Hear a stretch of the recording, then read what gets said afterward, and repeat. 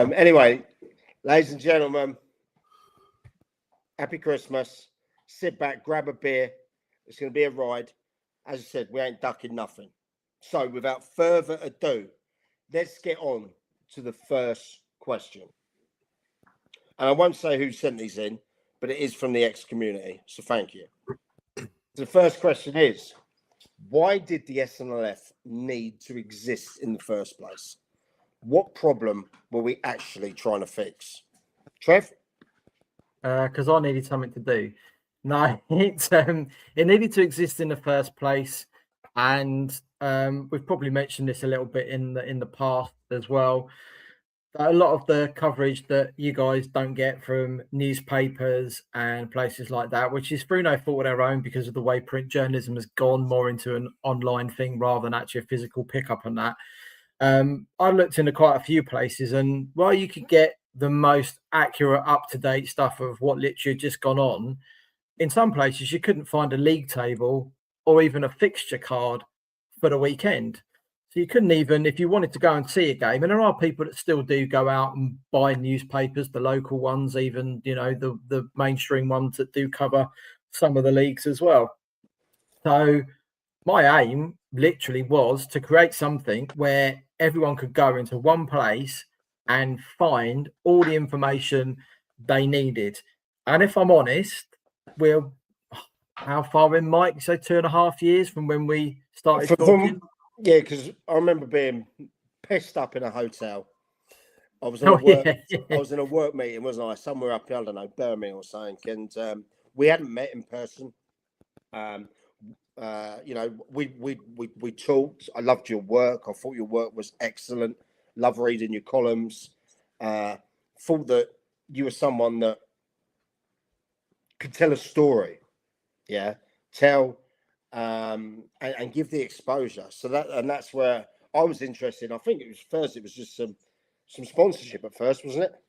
Yeah, just for me, really, more than anything. And then you said, what is the end goal? And this was the end goal, not to the level that we've taken to at the moment. And if I'm honest, I would say on the website side of it, it's only probably 10% into where it could be, which is what the time allows, really, for us to do. There's so much we don't touch. There's so much more we could add to it, to enhance it, to make it even better, brighter, bigger, and more stuff for you to read. But at the same time, we're realistic in what we can do in the time available when the three of us are all working around full-time jobs.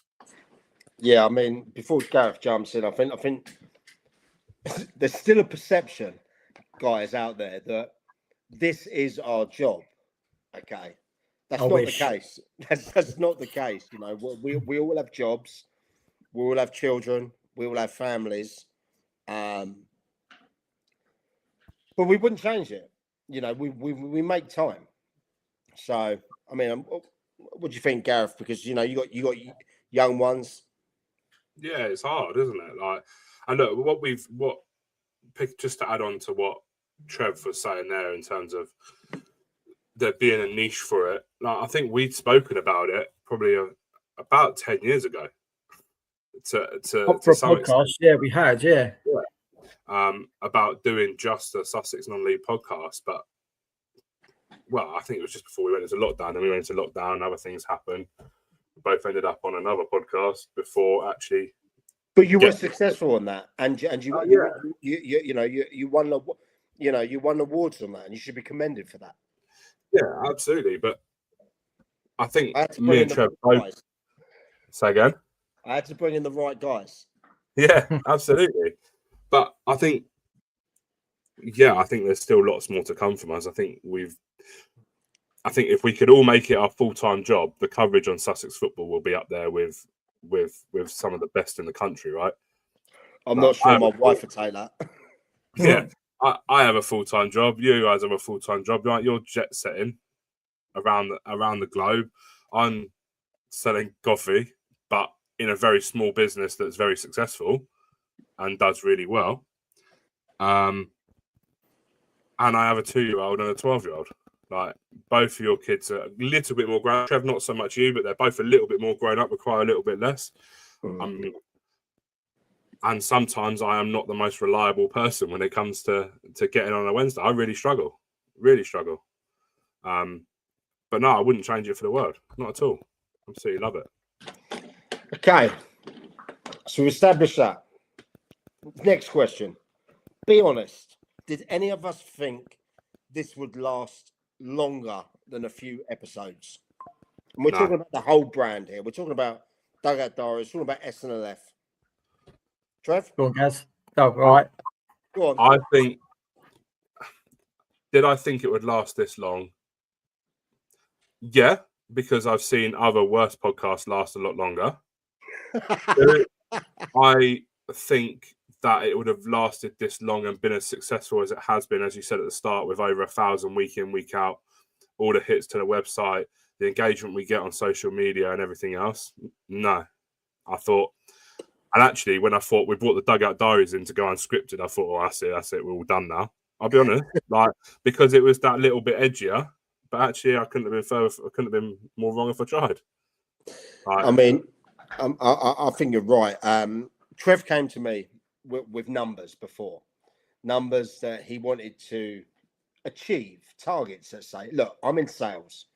I run sales teams across the globe.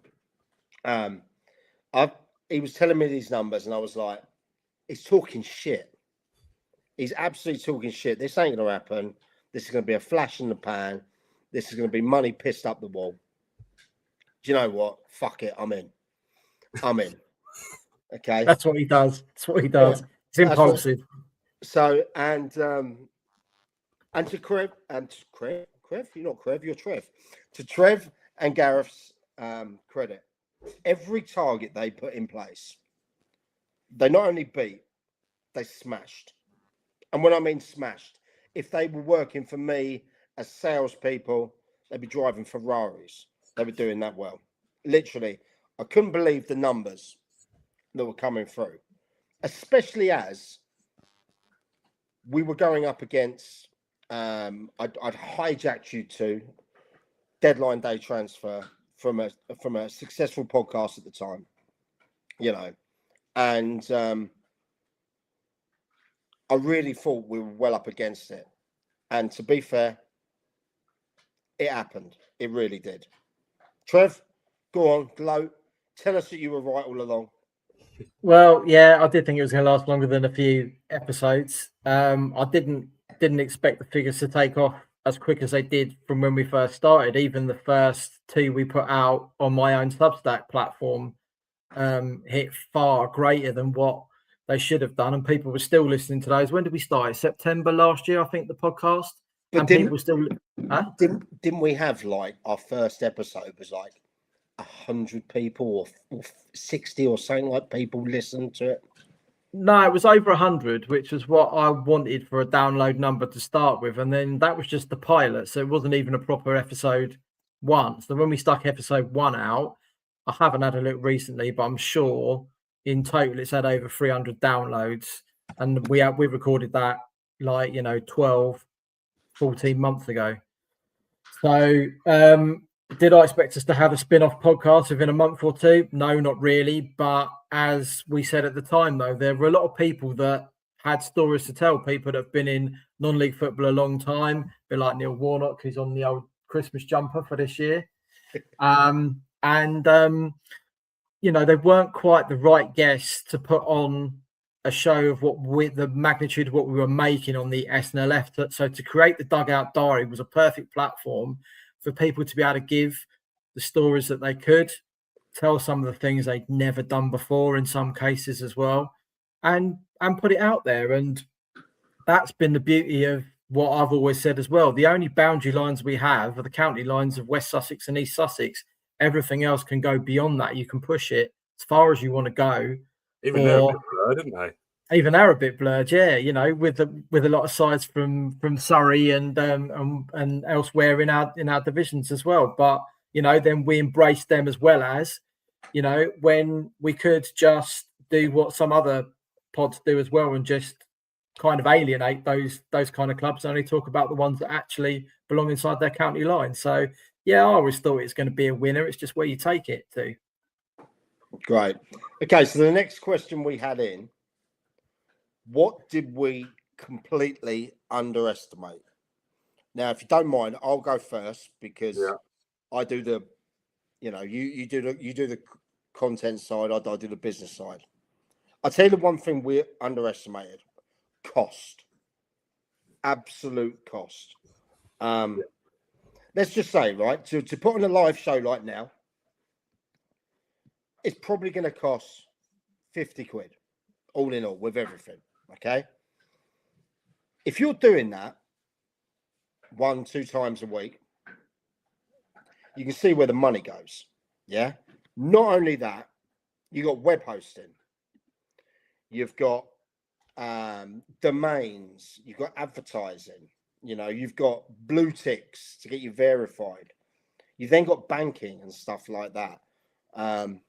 It's a lot of money. We collectively weighed out a lot of money to make this happen. And to be honest, I underestimated it, especially someone that is supposed to deal with forecasts and projections and stuff like that. I underestimated what it would cost. Would I do it again? Fuck yeah, I'd do it again. 100%. 100%. It's definitely worth it. What was the two things I said to you, Mike, at the very beginning when you said to me, why has no one done it so far? What were the two things I said? One was definitely money. Yeah, and the other one was time. That was literally it, time and money. And all as we said already, all of us have got jobs, families, and that. It is a lot of time to put in. I mean, for example, Trev runs the whole SNF show. He's got a fucking, what they call itinerary of what we got to talk about. He's got talking points, things like that. He has to ring up guests, get them in. That's a ball ache as well. That is a ball ache. Trying to find the right guests to get in, not ones that just roll off, ones that you feel have a story to tell. Then there's Food Guy just down below, smashing it with the Instagram, and that's something we're really going to be growing next year as well.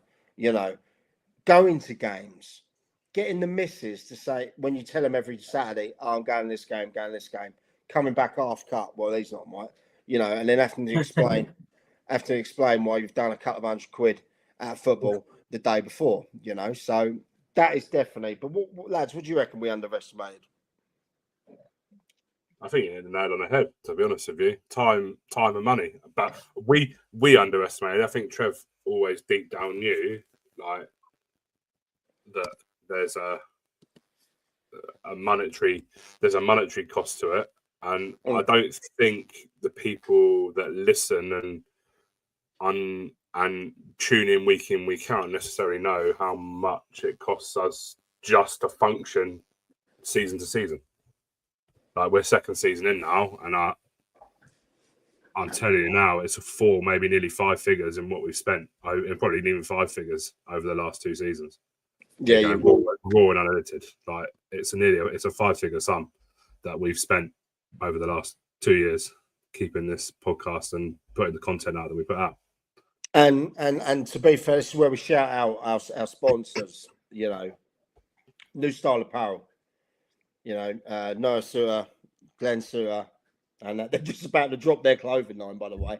They backed us when they started the business and knew that they weren't going to drop a clothing line for a while, but they saw what it would do. And they gave us a substantial amount of money to get us through. And also Singers Roofing as well. Ryan Singers in there. Yeah, who was there from the start. So, yeah, we definitely underestimated the buns it was going to cost. I did tell you. You did tell me. All right. Moving on to the next question, gents. What sacrifice did this cost each of us personally? That's an interesting one. Who wants to go first on that? I'll go first. Go on. I've got a 2-year-old daughter. Like, Saturday afternoon sometimes, and I get a lot of grief for it. I don't go to games, but that's because really from. Yeah. Do you know what? I don't go to games because otherwise, I work Monday to Friday. I spend an hour with my daughter on a Friday in an afternoon before she goes to bed, which is the worst time because she's miserable. And then I get out, I spend a couple of hours with her on a Saturday morning, and I go to football on a Saturday afternoon. Sometimes I'm just like, nah. I think that for me is like, if I don't stop myself, like I haven't been to a game for nearly 3 weeks, and that's through choice, because actually, do you know what? It's getting close to Christmas. My daughter's happy, and I want to spend time with her. But if I don't do that, then I miss out on spending Saturday afternoon. By the time I get home, she's getting ready to go to bed. On Saturday afternoon. It's time. Again, time. Yeah. Before Trev jumps in, I'll echo that. I struggle. You know, some of you might know my job is I'm in international sales, so I will be in 2 or 3 different countries a month, whether it's for a day, a week, or 2 weeks. And when I get back, usually I've got to do a podcast. You know what it gets with the wife when you don't dedicate maybe so much time as you should, especially in my job where I'm away. And so that personally, that sacrifice, and she's forgiving. Look, I've been with her 25 years this year. She was 16, I was 18 when we got together. So, you know. Sketchy ages then, Michael. Fucking day off for you, mate. Love her. She's a woman, she's my soulmate. I know. Don't start getting me deep now. It's a bit early to get deep. Right, but yeah, we do. Trev has full-time job. Trev puts in so much work for not only the work he does with the website and Twitter. A lot of you also maybe don't know that he writes for about a gazillion teams as well. You know, so if you try to fucking call Trev on a Monday, you know, it ain't happening, because he's balls deep in some blog writing for this club or that club or that, you know. So it is cool. And I think I try to bring back to a thing. I think my old pal Russ said there's always a story in non-league, and there's plenty of them, and that is true. You know, with the rise of social media, and I love Russ as well. He's a great guy. There is always a story to be told. And these players and the supporters, they want to hear these stories, you know. If we can give that out, then fine. And obviously what behind the scenes said as well, sponsorship is crucial. You know, we don't have bags of money to throw to piss up a wall without the sponsors. And it's the same with so many podcasts. You have to have that. Okay, yeah, we get ad revenue from Acast, from Spotify, from Apple, Podbeam, and that, yeah. But I tell you what, if you go out with me on the piss, we would spill more than that in a weekend. So, you know, that's just one. So without the sponsors, it's nothing like that. Trev? Possibly, actually. I've spent less time doing my own work than I should have done, probably. But at the same time, when you look at the figures we get, which, going back to the last question, which you didn't let me answer, it's probably what I did underestimate, actually, how good the figures are against what I expected as well. So I suppose if you weigh it up against the sacrifice, that's actually down to me, how much time I actually spend on this to how much I actually spend writing on my own stuff. As well. As Gaz said, my kids are a little bit older, so I don't have quite so much commitment there. It doesn't matter too much to me. One of them comes on a Saturday afternoon as well. So long as she's got a cheeseburger, she's quite happy. The other one is old enough. She's passed the driving test. Doesn't matter what she does on a Saturday. She's not interested in football, never has been. So, you know, between the three of us, we're probably at slightly different points in life to how much you can sacrifice without not getting anything back for it. And, you know, as time evolves and goes on as well, the dynamics might change for the both of you as well. Just don't know. Yeah, and I think it's good to non-league football. Always a supporter, by the way. Thank you. Great account on X as well. I just want to touch on what you said there. Do you see a time in the future where you can earn money rather than this costing you. At the moment, we will break even. Yeah, we will break even. Am I in it personally for the money? No, not at all. Does Trev and Gav, I'm getting names wrong already. Gareth, Stop drinking. No, mate, come on. Do Trev and Gav? Yeah, they should for the work they put in. Yeah, I don't give a fuck about the money. You know, I've got a job that does all right, but they should, you know. And this is a time where you should be. If you don't subscribe to Trev's Substack, have a look. You know, it's too Oh, whoa. Let me just stop you there, because you've obviously not read the post I put out this evening before we come online. I'm actually moving from Substack, so hang on. Okay. Well, before you go and do perfect that. time then for you to jump on board, because look, as I said, I don't do it for the money at all. I don't mind throwing money at it either, and if people are engaging with it. When people stop engaging, when people stop tuning in, when people stop downloading, when people stop commenting, I'll stop.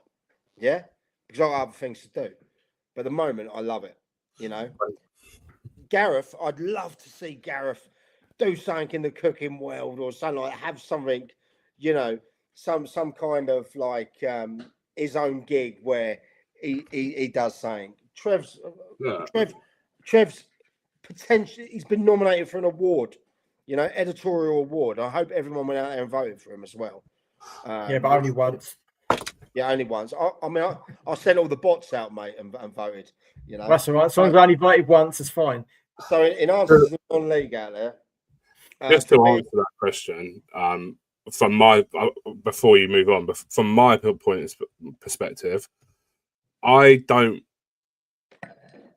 see a time in the future where we can earn money doing this rather than it costing us. But I don't do it to earn money. I have a job that I absolutely love. That I can, and Trev has known me for the best part of 15 years, and I don't think I've ever said that. I absolutely love it. And you mean you didn't like working with me for like 6-7 years, honestly? No, Gareth, I can see why, mate.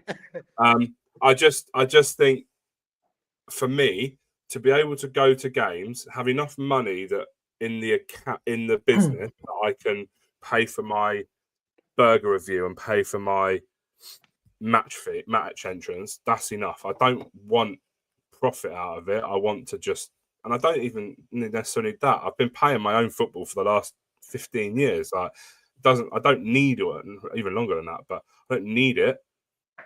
But it's nice to have something in the bank that if I go, actually, do you know what? I want to go and watch Worthing away in Torquay, for example, then it's something that we could do, or we could go over to Guernsey or something like that, like just to have enough in there, like, and to be able to do those sorts of things. Some people can do it anyway, but I think Trev probably is different the way that you're different to it. I think for me, it's just a case of, for me, making the business a success or making the podcast and everything as a success is having my football paid on a Saturday or a Tuesday.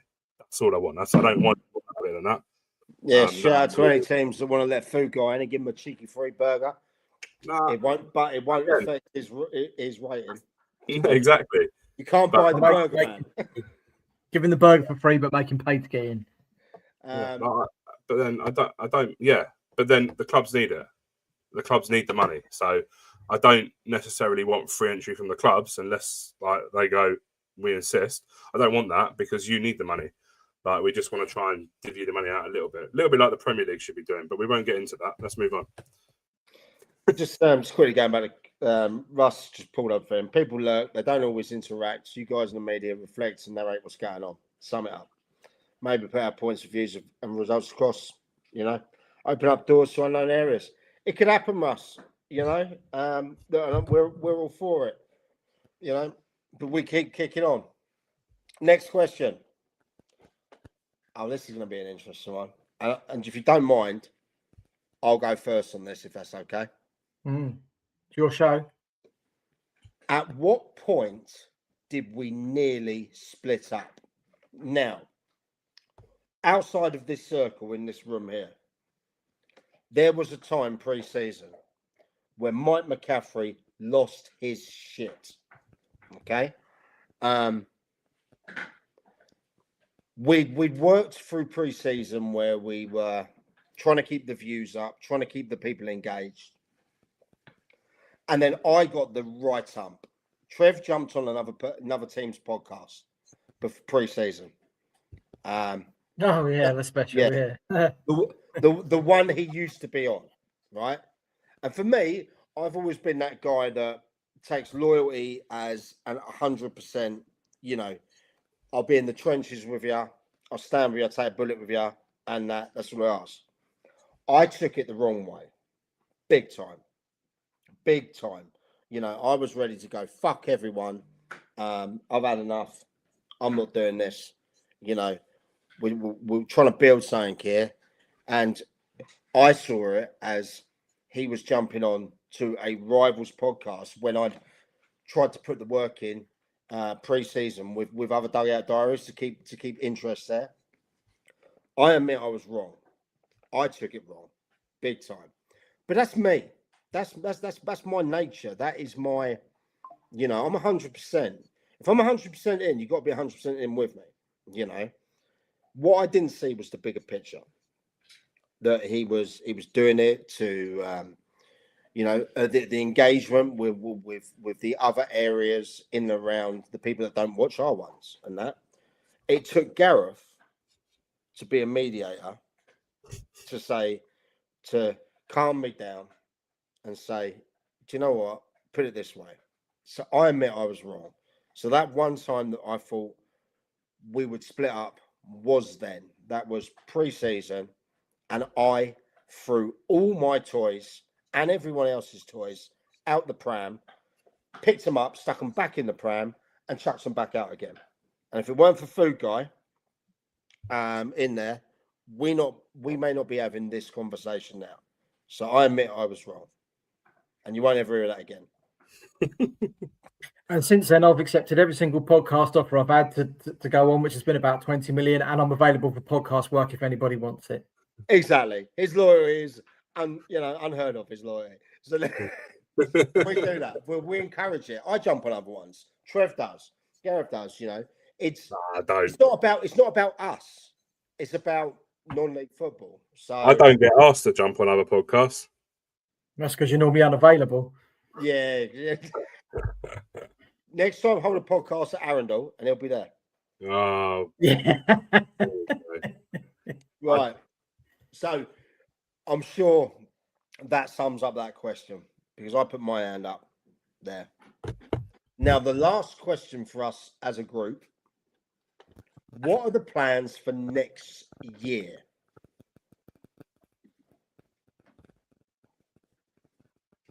Trev?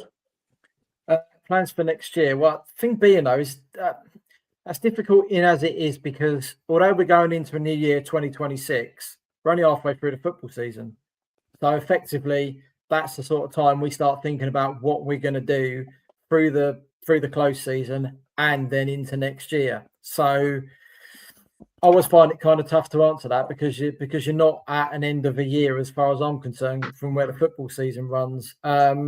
In terms of what I'd like, if I'm initially thinking about it, is obviously our targets to be hit on what we aim to do this year, which we're in front of on these live broadcasts that we're doing on a Wednesday. The download figures as well are far stronger than I thought they would be with people listening on a Wednesday. Even though we're doing live shows now. Yeah, exactly. I know we were concerned about. Yeah. And then just to see where else we can take different bits and pieces, what else we can add to it, not necessarily another spin-off podcast, because that creates more work. But if there's mileage in something that's maybe a shorter format or something like that, then, like I said, there is no boundaries bar the county lines of Sussex in terms of what we're actually talking about, what goes on in the Sussex teams in the Sussex League. So ask me again in May what the plans are. Yeah, I think there's a nice message come up for you here, Trev. Why should I read now? I think I echo. Look, we have a plan. this might be the last Dugout Diaries, but it's done that because, as I said, I get bored of pre-recorded Thank you. podcasts where you have to change and get approval. I'm edgy, right? I get a lot of shit for what I say, and I bring a lot of shit, right? But at the same time, for next year, there'll be more, as in what Trev said, short form content. There'll be more engagement. There'll be more stuff we'll be doing with clubs. This is not the end. This is more of an evolution of where we're going, and it just fitting that we drop this, that we move this into a different genre in the way, So we got big plans. We won't be stopping. We'll be stepping it up, 100%, and you will see that in the new year. Gaff. Look, I think I echo both of what both you say. I'm going to throw it out there. This is what I want to achieve. Maybe not in this summer, but over the next maybe 18 months, so the end of this season and next season, I want to try and get like an end of season award ceremony. So we do a team of the week, we do a team of the month. Want to try and get an end of season, almost like your BAFTAs crossed with your SCAs, crossed with your what's the shit BAFTA, the shit Oscars, whatever they're called. Like, I just want to have. I know what you mean. Yeah, I want to have the best and the worst of Sussex non-league football, right? And I do, and I mentioned it before. I want to try and organise, and I don't think we'll open it up to anyone outside of the SCFL, but like an SCFL football tournament, five-a-side football tournament organised. It's going to take a lot, right? Russ, more punditry actually at games. Me and Mike we spoke about this. I think was it on the podcast or we spoke about it the other day. I want to do that, man. I want to commentate on more games. I want to give my votes. I've got some sort of fairly decent microphones now that you can sort of hold. Like, I want to try and elevate what I'm putting out on Instagram and TikTok, because I've lost interest in that. Probably similar to you a little bit with the Dugout Diaries, right? I've got a bit bored. Like, doing these highlight packages doesn't really get the numbers. We hit 1,000 on both of them, and our views are sort of kind of stagnated. And actually, do you know what? I chucked £3 on TikTok the other day, and it got me an extra fight. I chucked £3 on a video on TikTok, right, and it only got 500 extra views. So it's not worth doing that. I just need to change what I do. But I agree, mate. You're spot on. I mean, I've just had a message from the best in the business at his stats, Chris Pryor, stat man. Oh, you all right, stat man? Yeah, look, firstly, about stat man, an unbelievable addition to the team. His work is second to none. He's starting to get the recognition he deserves of it. Okay. He also said as well about an end of season do. Look, but if we're gonna do that, if we're gonna do an awards night, yeah, I want to do it big. I want to do it big. I want to where you lay on everything, you lay on the food, the drink, everything like that. So you're talking the Grand Hotel in Brighton, then, yeah? Yeah, but look, if we have to throw a bit of dollar at it, we'll do it. Do you know what I mean? I want people getting recognition for what they're doing. And showing that the we care. We care is our way of saying thanks. But I don't want to do it small time. I don't want to do it like, you know what I mean? You turn up in thing there's like 6 or 7 people. I want to do it proper. And that, so look, if that's something behind the scenes that we can work out, I'm sure people are buying into it. Let's throw it out there. Would someone want to sponsor or help sponsor something like that at the end of the season? This covers 56 clubs that we follow from the National League South down to the Southern Combination Division 1. So that's 56 different teams in there. If you're interested, give Mike a shout. And whatever we do, we'll match it. So whatever someone wants to, if anyone wants to sponsor it, we'll match it and we'll guarantee it, and we'll make it proper, because if you party with the SNLF boys and the Dugout boys, you go on a Saturday. You won't be in bed by 10, will you? You won't. No, shout out my boy Lee Penn. You won't be in bed by 10. You might be in bed by 10 Monday. Do you know what I mean? But it won't be there. Shout out to Tommy Haddon as well. Great guy. One of my boys here. But at the same time. Now, we're going to move on. Now, we're going to get onto the questions that we've been given for each of us. And I'm going to ask the questions for Trev. Trev's going to ask the questions for Gareth. And Gareth's going to ask the questions for me. We've got about 4 or 5 each. Yeah. And then what we're going to do is going to end it with the notorious DOD quickfire round from our man Nell over there as well. So, Trevor, first question. Why are you called the Wizard? It's got nothing to do with Harry Potter. I do like Harry Potter, but it's got nothing to do with that. Basically, that came from Mike sticking my name into AI, asking who I was. And this is what it came back with. I was a non-league wizard, apparently. So, Trevor, you're a wizard. That's a true story, right? So nothing to do with you being a massive wizard sleeve, no? No. It's true story, right? Like, it's no secret. I use AI in my job, and we use a bit in this. Okay, I put our names into AI, and it come out the non-league wizard. I had to have a laugh because I thought it was just some Harry Potter, Lord of the Rings shit, that he brought out. But in fairness, you ask him about how many years deep in the game are you? Me, I think my dad took me to my first non-league game when I was about 8, I think, 8 or 9. Oh, I'm wow. 50, so yeah, 40, 41, 42 years. Can I just shout out Zara, please? Zara has been a big supporter from afar as well in there. Her boy Don plays for Truro City. Shout out Zara, you've always been great and always supported us. Thank you. Appreciate that. You're a star. See. Oh, God. Zara, I changed all my opinion now. Bless her. Thank you. She's a star. And her boy plays for Truro. He's mint. He's mint. But so that's why I call you a wizard. Okay. Next question, Trev. Who is the favourite team that you write for currently? I've got to pick one out of 14. Yeah, you got to pick one out. Only 14, is it now? Only 14. Only 14. If I'm going to pick one, then I'm going to pick Lower Breck, literally because of the programme cover. Lower Breck. They're up in the Northwest Counties League. The Northwest Counties League. Northwest Counties League, Lower Breck. They play in the shadows of Anfield, Liverpool. That's where they're based. So that's where the Wizard Reach goes to. It goes as far as that. It goes as far west to Brixham, down in the southwest, and then it goes across Hampshire.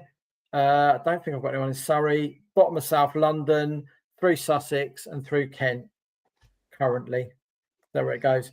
So Nice. the reason I picked them, their programme cover is absolutely iconic. If you haven't seen it, go and have a look on their Twitter feed. This year, their cover is a Monopoly board of the clubs in the division they're actually in. I can't remember what last year's was, but that was really good as well. The guy who obviously produced it, which I think is Matchday Programmes, has just got some great ideas up there. And it's just something so different, which I like. So, diplomatically, as usual, Trev avoids mentioning any of the teams down here. He doesn't want to piss off that will end his... I've literally, bar Bognor, I haven't written for anyone else for a full season yet. Westfield, Lancing, Ringmer. Who else am I doing? There's one other, I think. Like I say, I've got so many. Without a spreadsheet, I wouldn't be able to keep track on how many others. I think I've done... Where's Statman? Where's Statman with his spreadsheet? Exactly. I think I've written over 170 columns so far this season. Which is another reason why I'm hoping you do win this award. This award that's coming up. If you don't, we'll try again. Unlucky. We move on. Right, next question. Who is the hardest to work with? So what people might not know, just before this subject goes on, we do have a limited company. We do it professionally. We do it like a business. There is profit, loss, things like that, banks, everything like that. We're not Tom, Dick, and Harry. So the question is, who is the hardest to work with at SNF Media? Well, I had the question answered when you sent it out, and then in the last 4 hours, it's flipped back the other way again. So it was Mike, because he is hard work. The amount of times I have to pull back on the baby reins and wheel him back in again. Some of his ideas are really fantastic, but some of them are just not practical at all. And is that when I said I want to do a podcast on the moon? No, you hadn't suggested that yet, but I'll pull the reins back in on that one. But then you've got the food guy just underneath who managed to double book himself this evening and make himself unavailable for tomorrow evening. He's here. He's here. There. He's there. There's 10 people sat downstairs in my lounge. Right, Mr. Statman, you said tomorrow evening on Tuesday you can't sit there in your dad's house chatting to a room full of other people when there's a room full of other people next door. If Gaz can do it, you can. So that's you're going to take food guy. You're going to take that. You're going to take that. What, being the hardest to work with? You're going to take that. I know he's only saying it because he don't want to upset you. It literally was Mike until this evening. I thought, no, actually, I'm going to flip it around here. No, I get it. I'm quite unreliable. I try and be reliable, but as I say, I've got a 2-year-old. So, well, mate, you've had to legitimately take. Don't go blaming your daughter on this one. Legitimately, food guys had to take one for the team there. Yeah, I definitely thought it was me. Next question. What's the best match you've ever seen live? In hell, over 42 years. I reckon you've seen over 1,000 games. Do you reckon? Probably. I haven't got a clue. I don't check in anywhere on Footballogy or anywhere like that. I wouldn't have a clue how many games I've seen. But yeah, probably something like that. I'd probably pick last season when Barnet beat Aldershot 4-0, won the league, 100 points. I know, maybe more the Fylde game. Yeah, maybe the Fylde game, actually, because I know at least 3 of those players in the starting lineup were still pissed from the night before. And we comfortably won 3-0. That's those shit Fylde were last year. Got 102 points. First Barnet team to ever do it. What do I think you were going to say Barnet team? Why? You're showing your loyalty there, aren't you? Well, yeah, and obviously I'm very good mates with the manager as well. I've seen it twice before with Martin Allen and Paul Fairclough. I'm not quite as well known with those. Well, I am with Martin, but not so much with Paul. But, there you go. I'll take that. Right. Your last question before we move on to Gareth. Who is the best player in the SCFL now, in your opinion? Well, I would have gone. Who are you going to piss off? Probably a lot of people. I personally would have picked Jordan Mace, who's now at Hastings. The SCFL? Come on, mate. He's at Roffey. He's at Roffey. Okay, so he is dual signed. I would have picked him anyway. I think he's an absolute quality, great left foot. You see why Dave Altendorf picked him up to go to Hastings. I could pick out half a dozen. Well, really come on, Wizard. I'm not ducking questions tonight, so you ain't ducking it. Well, I could have picked one from each division if I go all the way through Sussex, but you're being a bit specific on the county league. I'm saying pick one. Best player, I'd probably go at the moment Harry Schumann. Hayward Seath, great player, absolute great player. Not just because of him playing at Stenning last 2 years ago, he won the league, and last year stepped up at Whitehall, but he's also very versatile. I've seen him play in about 4 or 5 different positions. I haven't seen him playing goal yet. So, Kev, if you're listening, if you get a run out for him at the end of the season, that will probably top his CV. But I'm not sure Kev Green's well-oiled machine will be sticking Schumann in goal. To be fair, possibly not. I'm sure Villas and Gathers will have something to say about that. To be fair, but there's plenty of others I could have picked as well. Right, I've done enough talking. Trev, you're asking Gareth's ones, yeah? Yep. Right, you ready, Gaz? Yeah. Jolly good. Right, then the first one is, how have you managed to lose so much weight when you're the SNLF food guy, given the size of those burgers you put away on a weekend? Because that's the only thing I eat that day, pretty much. So 3 years ago, I weighed nearly 11 stone heavier than I weigh now. I lost 5 stone on my own. Found out I was diabetic. They gave me the jabs. Part as a diabetic treatment. I've now reversed that diabetes and lost nearly 11 stone. I just purely, but for maybe 6 out of 7 days a week, I consume less than 2,000 calories a day. Shit! I drink more than that. Yeah. Fuck. That's nothing. Like that on a Tuesday, right? So I normally jab on a Sunday. I normally have my injection on a Sunday, right? And I genuinely on a Tuesday will have 2 liters of water. I work for a coffee business, as I keep dropping in. I probably have 2 coffees. Yeah, really? I have 1 in the morning and 1 in the afternoon. Coffee is a food natural. guy. Food guy. What's the name of your company? Let me put it on the banner. What's the name of the company? Naked Barista. And by the way, let's just say Gaz does keep his clothes on. We don't really want to be seeing that. Is that BRR? BARISTA. Right. Need coffee. There you go. I'm going to take a photo and send that to the boss man. Look, so coffee is a natural appetite suppressant. So for the most part, I'll have I'm going to tell you what I eat now. For breakfast, I'll have a protein yogurt. It's about 150 calories for 200 grams, right? And then I'll have a coffee about 10 o'clock. That'll keep me going till potentially like 2, 3 o'clock in the afternoon, when I'll have another coffee. Then I'll go and have my dinner. And then I'll quite often have like a protein dessert in the evening. That it's probably not the best diet, but actually, for me, it's helped me lose the best part. This year alone, I've lost 5.5 stone.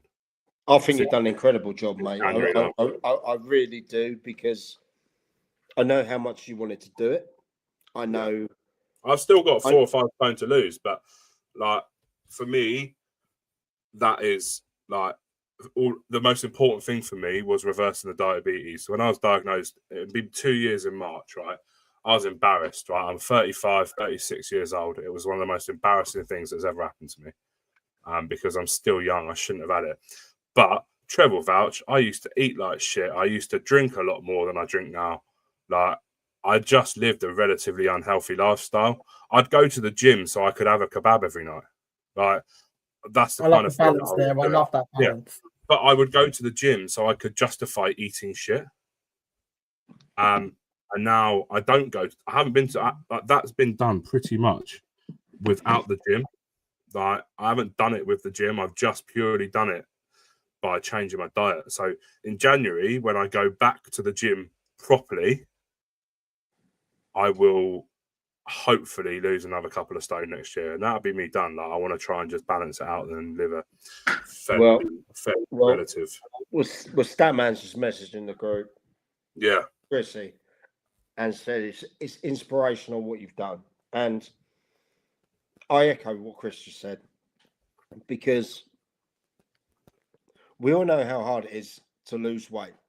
Yeah, I could put it on. The amount you've lost is incredible. It really is, and the whole character of Gareth Spinks, the man, is the Sussex food guy. Yeah. Your job is to go to. Yeah, show everyone your Christmas jumper. Go on, show it. It's a bit blurry. Stand back a little bit. Stand back a little bit. Get it? Come on. There you go. There we go. All he wants for Christmas is a burger. I mean, it's incredible when your job is to review burgers. You know, they're not the healthiest food about. You know, and but you're telling me, how often do I don't have chips. I have a burger. I don't have chips. Last time I had chips, I threw them on a pitch at Billinghurst. Point at it might have soaked up a bit of the water there, to be fair. At the yeah, look, it's one of those things. I'll keep going. Like, I've got a daughter, I've got a son. Like, I just, yeah. There's more to come. Like, the burgers aren't going anywhere. I love a burger. It's probably one of my favourite things to eat. Did you like that burger I sent you today, mate? When I was in It looked decent. I wouldn't have paid that much money for it though. Yeah, to be fair, 48 quid for 2 burgers, 2 chips, and 2 milkshakes. But I'll keep tagging you in the Facebook food challenges, though. Don't you worry. Yeah. Right. Explain the Culver Road burger rating. Give the rating first, and then explain why. The rating was 3 out of 10. They got a rating because there was it was 3. They got a rating because there was burgers in there. They got a rating because there was cheese in there. They got a rating because there was bacon in there. That was it. The bun was shit. But this is nothing to do with Lancing FC, by the way. And I think I was very clear about that. Because Lancing had a lot of bad press. So I just think if you're the county FA, you should be setting some sort of an example, and the example that was being set is wank. Okay. There you go. Excellent. Right. Gareth Spinks is banned from Culver Road for the foreseeable future. You'll have to wear your Mike McCaffrey mask to get in. Yeah, like that. Let me in. Right. Do Arundel pay you to be nice to them as you're always there? No. I go there because my brother plays there, and I go there to support my brother. I get on with both the managers, the manager and assistant manager, fairly well. Dan, the chairman down there is really nice to me. Like, but I pay to go in. I pay for my burger. They don't give me any special treatment. So no is the answer to that one. But as a club that I used to be heavily involved with, Breeden's burgers are fantastic, aren't they?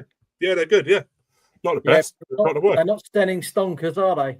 No, they're not standing stonkers. But Tim Breeden, if you hear that out there, send the money my way, mate. Make a little deposit.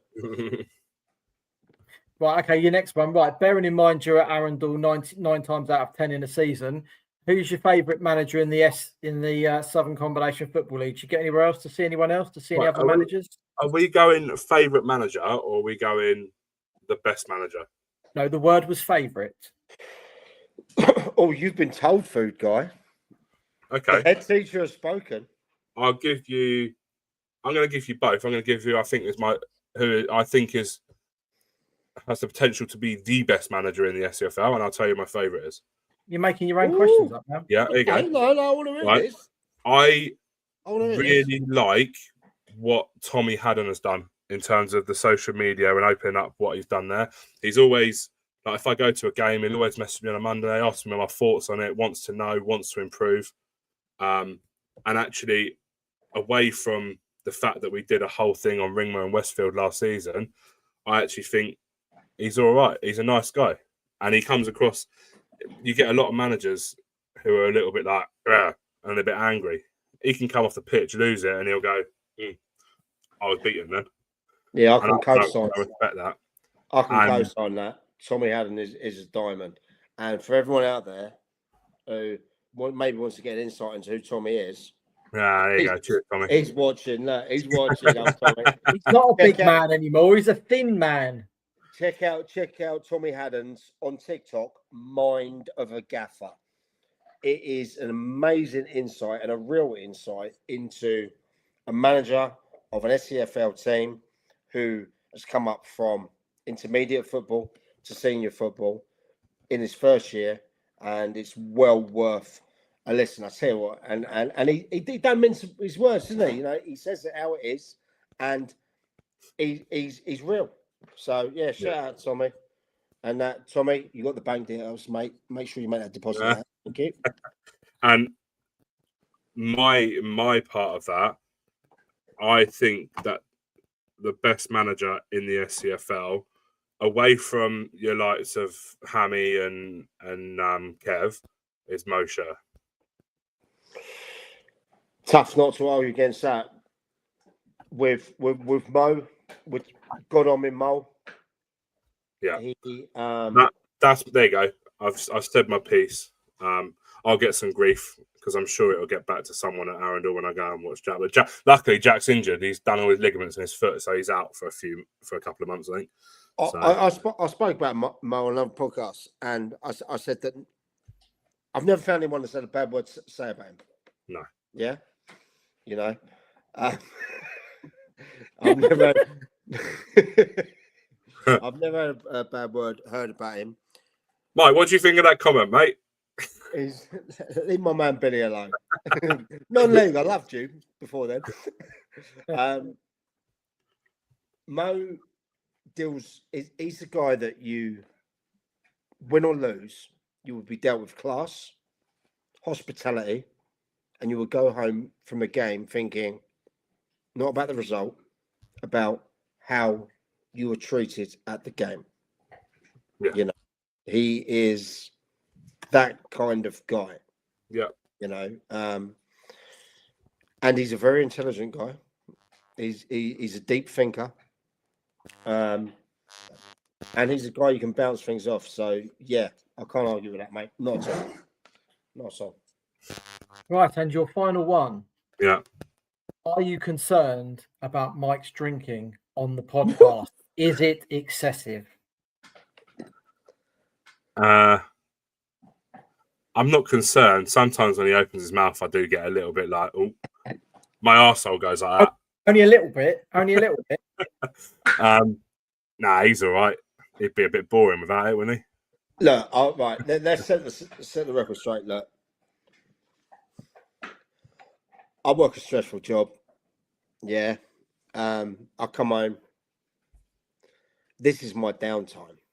This here with you lads now, and with the ridiculous amount of people that are watching this live. This is my downtime. That I'll say some things when I've had a few beers or a couple of red wines. I don't drink white wine, by the way. If anyone wants to send me a bottle, I don't drink white wine. Red wine. Yeah, red wine on the way. And it's usually I love the white. I love the white. Send it my way. But yeah, I just chill like that. I grew up in pubs. My dad was a publican. I've seen what he can do to people. Drink, yeah, but I don't drink every day. I do like the fact that we do podcasts and I have a beer and that, yeah. But I might get into a bit more of that when it comes to my questions. Just quickly, give me 2 seconds. I'm going to say goodnight to my daughter. She's just going out of bed. Do you think the SNL... I'm going to ask my questions now, yeah? To Mike. Yeah. Did you think the SNLF would be the success it has? Are these the questions to me, are they? Yes, they are, mate. Give me 2 seconds. What is it? Do you think what? The SNLF would be the success it has? No, absolutely not. I didn't think we'd do tens of thousands of downloads. I didn't think we'd get over 1,000 people watching live in shows. I didn't think we'd get millions of engagements online. No, I didn't at all. I was prepared to take a punt on it, right? I'm a gambler. Yeah, right. If I see something that I think has a bigger purpose, yeah, we'll have a punt on that. Did I think it'd be what it is today, 2 years ago? No way. Fuck no. No, you know what I mean? It is how it is. Trev said it'd be like that. I didn't agree. But I was ready to throw the dice. I've got to be commended for throwing the dice. So Gareth's gone. Do you want the next one? People in that show should not be charged. Thank you, Zara. I think you're right there. 100%. So there goes Gareth, right? He's back. He's back now. Oh, no, he's back. Look at that. That's not bad for timing. Let's stop talking about him. Hold on. Let me just turn this down a little bit because my daughter's going to sleep next door. Okay, mate. Right. Sorry. You finished answering that one, yeah? Yeah. Who's the best player you played with? The best player? Yeah. There's been a few. There was a guy that used to play. I played for this pub. Ironically, I played for this pub side that won Sussex Sunday treble. And ironically, the guy I played in defence with is the Horsham FC manager, Dom DePaula. We played 3 at the back for a team called the Clifton in the Sussex Sunday Premier League. We were the first team ever to win the treble. There was a guy playing for it called Florin Matios, a French. He actually played for Worthing as well. He had it written into his contract at Worthing that he was allowed to play Sunday League because we went deep in all the Sunday FA Cups and that. He was unbelievable. He actually played at Monaco with Thierry Henry back in the day. So that's the stand he was. Players you probably know. I love Biff Shelley. Biff Shelley. Very good player. God. Biff and his brother Neil. He was they were in the trenches, literally in the trenches. I love them. Yeah, so they're definitely some of the going back to the old ones. There's the Steve Pickles, the Graham Wallers, people like that that were good. The Paul Browns, you know. But I love Biff, and also got a lot of time for his mother. His mother's a great guy as well. And Tom Shelley, his brother, still plays at Seaford now. Did you say his mother's a great guy as well? Well, a great person. Yeah, sorry. I'm too busy. I'm not Donald Trump. He's a great guy. He's a great guy. Apologies, Mrs. Shelley. But yeah. Fantastic. Yeah. What's next? Probably answered it, I think, but we'll go with it. What's the best team you ever played in? Yeah, you're right. It is the Clifton FC. Imagine having a Sunday team that was so good they won every single thing. And I know those boys at BN Dons doing it now. Yeah, they're winning all their ones. But I think if you ask Dom DePaula or Ian Brown, who used to be the Worthing United and East Preston manager, yeah, how good that team was. You Glenn Mattons that was at Burgess Hills, you people like that, you know. Yeah. How good they were. It was. Ask people like from my life. Ask Tony Burnett. Yeah, I got man of the match in a cup final again, marking Tony Burnett, right? When I'm a defender. Yeah, that's how good our team was. We split it around, and I also had the most enjoyment playing there as well. I felt wanted. Yeah. I felt like I lived in there. And they showed me a different thing. And I was young. I was 18 to 19 there. And I was playing a really decent standard at the time. There was a lot back in the day where the old Saturday Worthing League was almost as strong as the county league. Because my dad was playing, so that was where I sort of came into non-league football. Like was similar to that. It was like the Worthing and District League. He was playing with the likes of Sammy Goff. I know Goffey. I know his brother as well, and you know Joe Goffey. Yeah, Tony Pendolino. Like my dad was playing like Pendy. Like, so my dad was playing. I grew up with those guys.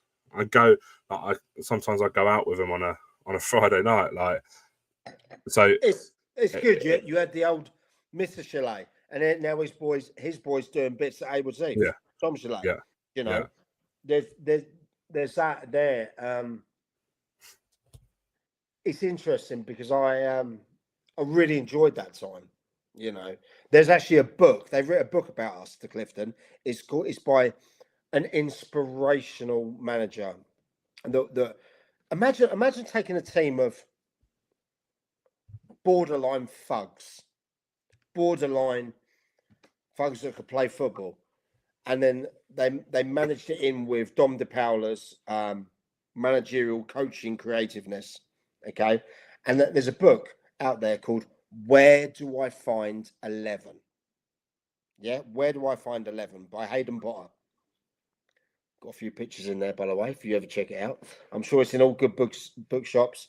But it actually broke down about Sussex football in there, and it was. He's just commented, but I was going to say he was another one of the players. I didn't want to say it. Ah, dear.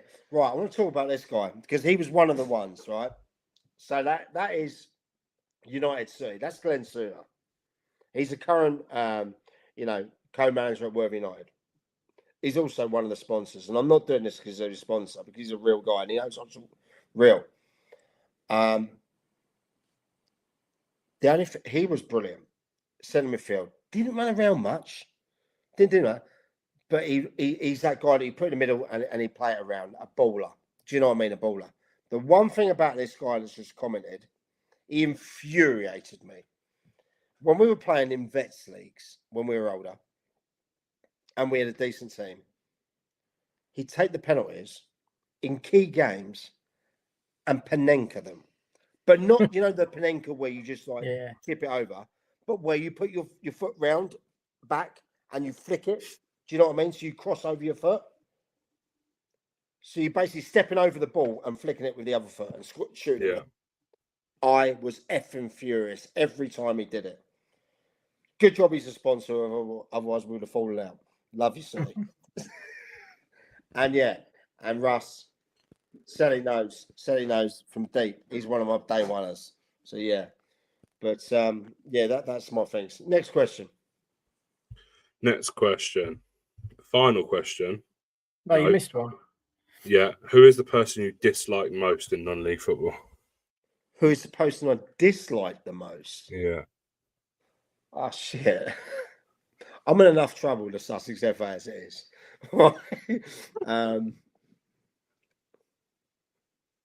I dislike a lot of people. A lot of people dislike me. So I couldn't think why. Yeah. So I have to take it on the chin, yeah? I don't think I dislike anyone enough to put them out on this podcast now and say that, You sitting on the fence? No, look, there's a few people at the SCFL sitting on that committee that I reached out to pre-season, right? And I wanted to work with. And they didn't have the time of day for me. That's fine. I get that. No problem. To be fair, Mike, I haven't got the time of day for any of them. No problems. No problems. But there's a few there that I wish they saw what we're trying to do for them, right? It's not like we're sending them an invoice every week and that, I wish some of them, I'm not going to call them dinosaurs. Actually, yeah, they are. Some of them are dinosaurs in there, right? Get with it. Non-leagues actually just said that as well. Yeah. They're not dinosaurs, and look, get with it. Though. We're doing it for you. We're doing it for your league. Yeah, right. Pisses me off sometimes. It really does. That they think we're just irrelevant little ants around a sticky sweet. Yeah. Yeah. I'd love to. Do you know what? Do you know what? If that was a business, I'd go and do a 50 cent on them, and I'd buy that. Yeah. I'd buy that SCFL. I really would. I shit you not. I would buy that, and I tell you what, I'd actually give something back to some of these teams. Yeah, that work hard and that, and make it easier for them, not to penalise them with the FA and that. Yeah. Oh man, I'm gonna get into a bit more trouble. I don't care. But for me, if they paid half attention to what we say on a Wednesday night and look at how many listeners they get when we start talking about the SCFL divisions, we get more. Giving you a little bit of insight here, everyone. We get more visitors later in the live stream when we start talking about the SCFL Prem, Div 1, Div 2 than we do when we're talking about the National League South and the Isthmian leagues. I know, mate, and it's not like I'm not. We're not dropping an invoice on them. No. Do you know what I mean? No. Just as Zara says, get with it. Just look, we're here to stay. So look, you can either work with us, and this isn't the views of these two. This is the views of me. Yeah, you can either work with us or don't work with us. We're still going to be here, so we can either be working together or we'll be a problem. That's how it is, Yeah. The others can't. The other teams, the players, the coaches, supporters. Yeah, you don't give them enough exposure. Where's your podcast? Where's your YouTube? Where's everything else you do for it? It's not there, is it? God, man, I'm gonna get so much trouble tomorrow. I don't care. You know, I don't care. Where is it though? Yeah, that's what I'm saying. And we charge zero, zilch, nada. Yeah, and all they can do is moan. Didn't help me out pre-season, not at all. Yeah, didn't want nothing to do with the documentary I was going to do, not at all. Yeah, well, guess what? I don't care. I'm still going to be here. These boys are still going to be here. So if you get with it, and let's make peace. Here's my olive branch, right? I'd love to work with the SCFL. I'd love to work with the Sussex FA after my hearing. Okay, right? I'm not going to charge nothing. Yeah. Okay. We do this to help give exposure for your leagues, right? We'll take the hit on the money. Yeah. Come on. Can't Get be with more it. fair than that. That's me done. Sorry. Yeah. Right. Now One you got last one more. question. What's one thing the public probably don't know about you?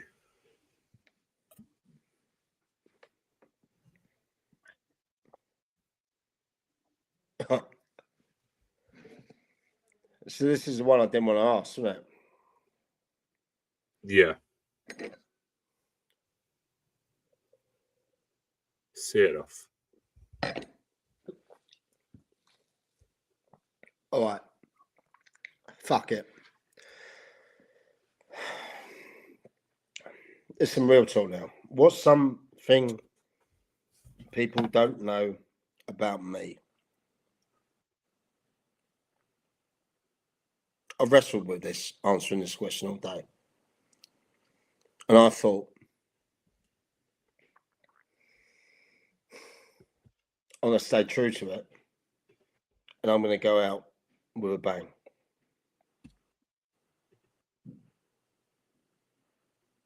"2017, I was broke. Broke as a motherfucker. I was doing my sales, thinking I was the big man. And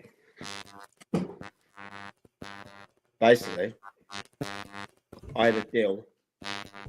By the way, someone's sound went off.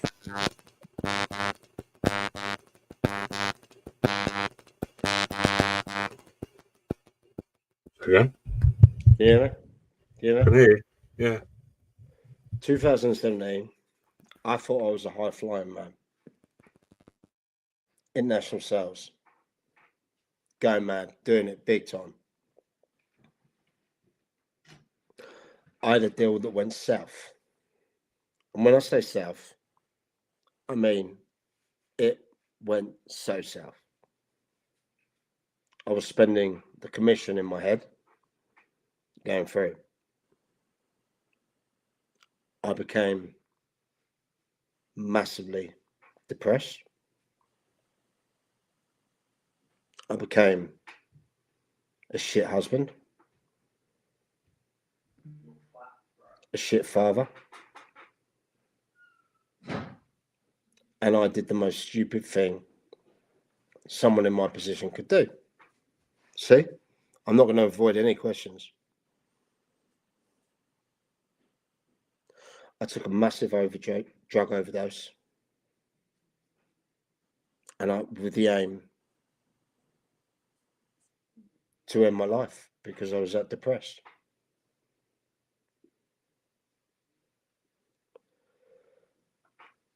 I took a ridiculous amount of drugs that even the doctor couldn't believe I survived. I was sectioned in a mental hospital for 3.5 weeks after. I was found after taking my overdose outside Tesco's, wearing a pair of sunglasses, didn't have any lenses, carrying a can opener. I was found by one of my closest mates, Mike. I was rushed off to a hospital. I was at the lowest point in my life ever. So low that I basically lost all the respect from my wife. My kids were young. And yeah, I spent nearly a month inside Meadowfield in Sussex, rehabilitating, finding myself, realising what an absolute cunt thing to do that would be, to leave a young family, a wife that had stuck up for me all the way.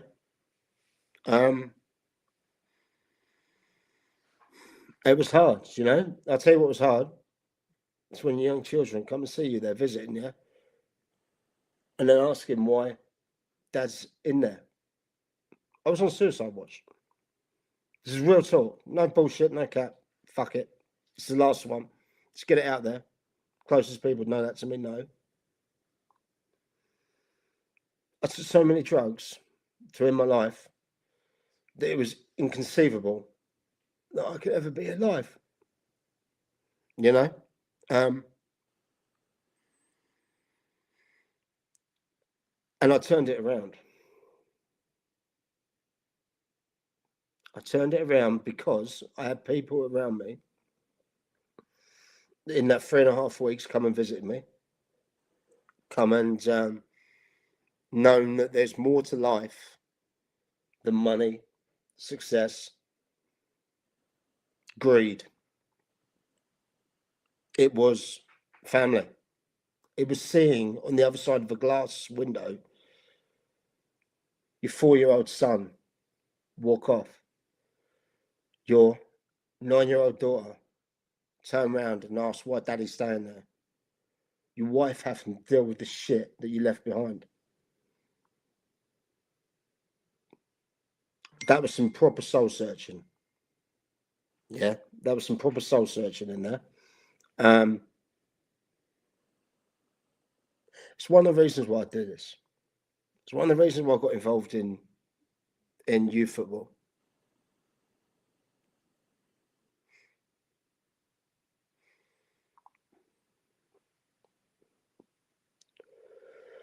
I was struggling. I gave it the front, the big man, the this is that. I was fucking caning inside. I couldn't handle it, you know. And I wrestled with telling this all day.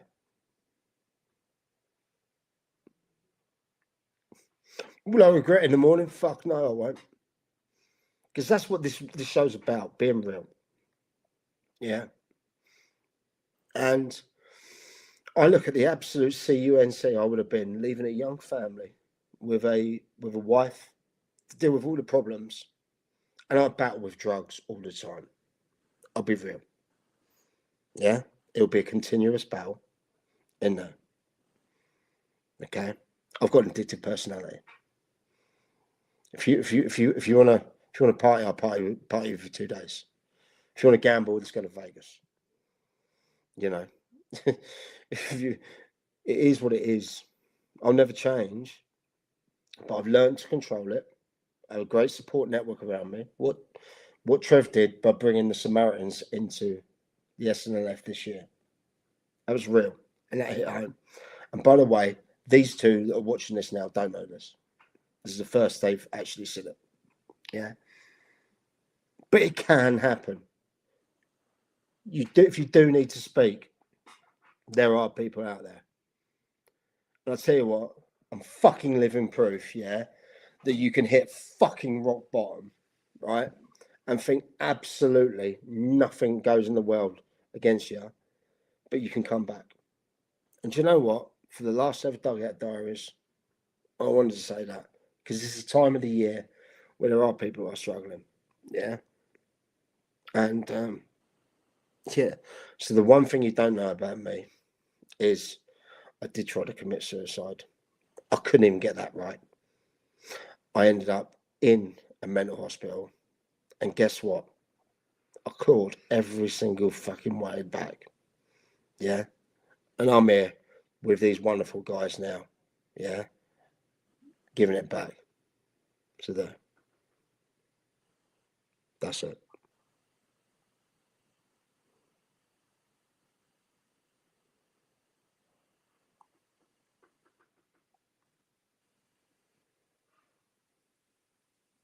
Guys, you're on mute. Sorry, I didn't mean to add a bit of comedy after that, but I did mute my microphone because my fan was going off. Mate, hats off to you. You didn't need to share that. You can... Wait, it's about real talk, yeah. These things. It's about real talk. And it's about... Look. Mate, the comments are going mad. Yeah, look. We're all there as well. If you don't want to talk to Samaritans, we've all got our email addresses. Trev, Mike, Gareth at the snlf.co.uk. Like we've all been through some pretty shit times. Like Mike's just shared his. I could share mine, but I don't want to sort of take anything away from what Mike's just shared. But I'm sure Trev's got stuff as well. So, Mike, go and get a glass of wine, mate. Yeah. Oh yeah. Go and get a glass of wine. But City's hit the nail on the head there. The comeback is always greater than the setback. All right. Absolutely. And again, as Mike said as well, it's this time of year as well. And it's not just this time of year, it's the time after when Christmas is gone, the decorations are down. January is a grim month. Everyone's waiting to be paid again. And that's the time when people really need the help and support they've got. Again, as he said, great reason for us bringing the Samaritans in this year. They do some fantastic work down in Brighton, and hopefully we'll have Dean on the pod, on the SNLF pod in January as well, because it's that time of year when people do need the extra. Absolutely, yeah. Right. Sometimes, and Trevor will testify this, when I tell people what me and my wife have been through in the last 5-6 years, it makes some pretty grim reading, right? But we're all here. As like I can't highlight it, and I think only Mike can highlight it. But yeah, the comeback is always greater than the setback, right? We're all here for you, for anyone who wants to reach out to us. We got our email addresses. Trev's never off his Twitter. I'm never off Instagram. Like, reach out to us. We're there. So yeah, there's plenty of ways. I hope it's not going to take too long to pour that wine though. No, I'm back. He's back. Right, apologies, everyone. Oh, hang on. Apologies, everyone. Look, I'll be real. That's what the show's about, yeah? Right? And people close to me know that, right? It's the message, isn't it? Yeah? Yeah. If I can struggle, and I'm the guy that gives it the front, the big one, the disruptor, this, that, yeah? If I can be the one that wakes up in the night in tears, back in then. It's not now, by the way. I'm all right now. I'm just a loon now. Okay? I'm just a loon now. Right? If there is another 50 people out there that have felt like it, yeah? There is ways you can help. Yeah? You can do that. You can speak to people. You don't have to deal with it on your own. Oh mate, am I gonna wake up in the morning and think, jeez, Mike, why didn't you just duck that question? Yeah. Can I just say how very Mike of you that story was when you were found with no lenses in your sunglasses? Well, I tell you what, I'll be real. You were My mate telling a Mike- really serious story, and I had to go like that because I was like, "That is so Mike." My Like- my mate Mike, he knows who he is out there. My closest mate. I tell you, we're thick as thieves. And he did that, and I told him about this, and he was like, "Do you know what, dude? Do it, say it." Because he knew I was wrestling with it. And shout out, Mike. I love you out there, bro. Love you, man. But yeah. Hey, I didn't want to end it on the downer, but I wanted to, so let's say something fun, funny. It's your Funny. turn now, isn't it? You got your quick fire ones. Yeah, Mike always finishes the Dugout Diaries on his quick fire 10 questions. So this time the tables are getting turned, and this is Mike McCaffrey's quick fire 10. Right, you ready? Go on. Right, number 1. Who's your favourite, Lee Penn or Billy Wood? Oh man. Look, I love Bill. Bill knows I love him. This is quick fire. You ain't got time for a conflab. It's my boy Penn. I'm a ride with him. There you go, Lee There Penn. you go. Right. Who's your favourite, Gaz or Trev? Gaz. Right. 2. One thing you change about non-league football. Ground sharing. 3. Who's the next team to be bigger than Burgess Hill from step 5 or 6? Hayward Safe. 4. Which team hates you the most and why? It used to be East Preston, but now Now I've buried the hatchet. So I'm sure it's probably Midhurst now after my comments on a couple of things. So yeah, probably them. Okay. 5. Which team loves you the most and why? Probably YM, because they sent me a shirt that said McCaffrey 7 on the back. Shout out to Charles E. Paul. I know you used to be a centre half. Huh? I know you used to be a centre half. They do, but they can't afford me. Do they also know that white numbers on white shirts are one of the shittiest things ever in the space of football I've ever seen? Well, they will know that you've got to dig in early doors. So yeah, probably. Jolly good. Right. 6. Favourite Dugout Diary and why? Low Edwards, New Year's Day, January the 1st, 2025. He opened up on something he never opened up on before. He was involved with he was playing for Worthy United at the time, and he was just behind where the plane went down en route to the game. He was playing the game, and unfortunately, the 2 young lads lost their lives. That one hit home big. That was actually the day I knew we were onto something, because the reaction, including from the families of the 2 lads. Yeah, shout out Low Edwards. Okay. 7. Who are you most disappointed that you didn't get onto a Dugout Diary and why? Adam Hinchelwood, And why? because he didn't return my message. Mate, you're an esteemed company, doesn't return mine either. Right, number 8. John Meany replies to me. Yeah, replies to me as well. So Well, Meany as well. Shout out Meany, but you promised me this Dugout Diary. It never happened, mate. So it's Worthing, isn't it? One of those 3 clubs that don't follow us. Right, number 8. Your top Follow us 10 on Dugout Instagram. Diaries. top 10 Dugout Diaries. or in no particular order. Well, I want the best one at the top. I still think for me, Low Edwards one is the big one. So Low Edwards, I've got Paul Weiss, Liam Charles, Billy Wood, because he caused so much controversy. Alex Lang, because that did. Billy Wood and Alex Lang did like 1,000 downloads in 12 hours. It was ridiculous. Muggeridge, 500 not out. Love that one. Dave Hall, Worthing College, Dave Hall. Love that one. Can't forget Sean Cully, the first one we did. Sean the Problem Cully set the vibe. You know, shout out Big Holes. How many's that?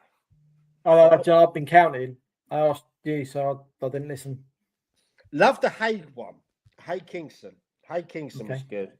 That was really good. Mitch Hand, Little Hampton. He's a real one. Shout out Mitch. Dave Baker. Fuck me, Dave Baker.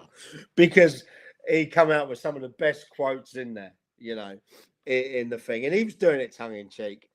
Are you sure? Yeah, no. There's a Beth Chapman, first lady we had in the dugout. Love Beth. She's wonderful. All right, that must be 10. Yeah, something like that. Yeah. So Yeah. the Okay, right. Number 9. One team everyone should look out for in 2026. in all the leagues? Yeah, in Sussex. Storrington. 16. Storrington Div 2. Okay. Right, number 10. Which 5 people would be unlucky enough to be stranded on a desert island with you? I'll bring my mate Mike. Yeah. Because whatever happened, we would we'd find a way to party. You know, we'd make the best of it. He's actually a really intelligent guy. He makes me look like the Pope compared to partying. Okay, so yeah, I'll bring my cousin Dan McCaffrey. We're proper tight in there. I like to bring Sir Alex Ferguson. Yeah. Hero of mine. Unbelievable guy. I'll bring my mate Russ Cook, hardest geezer, because whatever happens, we'd still survive if he's there. First guy to run across the whole of Asia and Africa. Shout out Russ. Love you, man. And was that? 4. One more. I'll bring my wife, because even though Mike would make me party, though, she'd probably stop it. So, and we'd probably get, you know, like we'd eat. You'd have a 7-day ban, wouldn't you? We would eat. We would things like that. You know, we'd actually probably survive. So yeah, I'd have to take my wife, Sarah McCaffrey. There we go. So so we've ended up tonight again with ridiculous amount of watchers. I told you. What did you predict? What did you predict? Well, half of what we got on here. There we go. There we go. And, this is why you don't listen to Mike. You listen to me when it comes to numbers, and he's a salesman. Yeah, exactly. Yeah, but you listen to the numbers, and I'll convert it to money. That's how we do it. But for the last ever one, thank you to everyone out there. This is not the end. Do not think this is Mike leaving SNLF or anything like that. We're evolving now. We want to do more video content. We want to do more social media stuff. We want to do more stuff that actually makes sense rather than sending it back and forth. You know, edits and stuff like that. I'm honoured to be in a position where we can work with these great guys. I love Trev. We argue all the time. We bounce heads, but he knows his stuff. So sometimes I have to give him his credit, the wizard. Gareth, the UN peacekeeper that he is, in between, always sorting things out, does the things. Shout out Chris Pryor, stat man, amazing. And you know, and it is what it is. We will kick on, and that. So yeah, I just thank you for support. Obviously, you've obviously got nothing better to do on the evening, put it in there. But we want suggestions and feedback, and we can take harsh criticism. So if you want criticism, you want to see something, tell us. You know, we're not dictators. We don't cancel elections. We don't do anything like that. You know, sorry, I had to get that in there.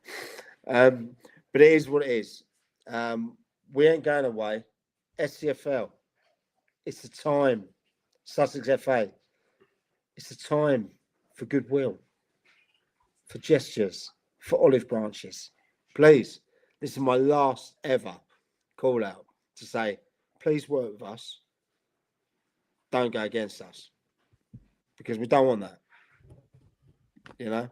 Go against us, you will lose. Well, no, you know, they'll always be there. We'll always be there. But it'd be like bumping heads, you know. I want to thank you two.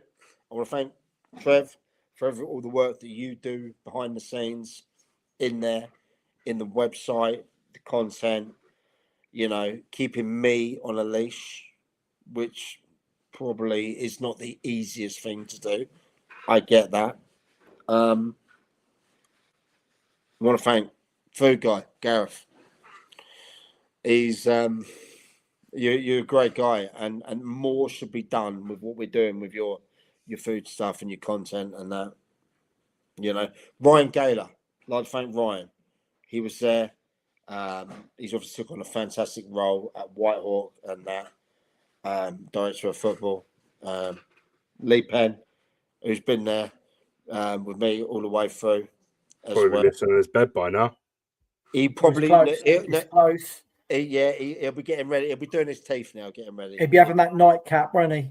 And, but more importantly, I want to thank the clubs and the players, the chairman, the managers, for giving me the opportunity to show that I can be a really crap podcaster and I can do crap content.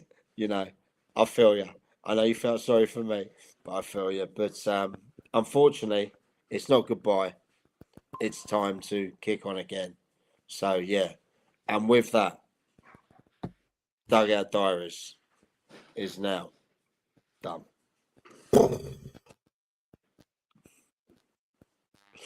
Anything to say?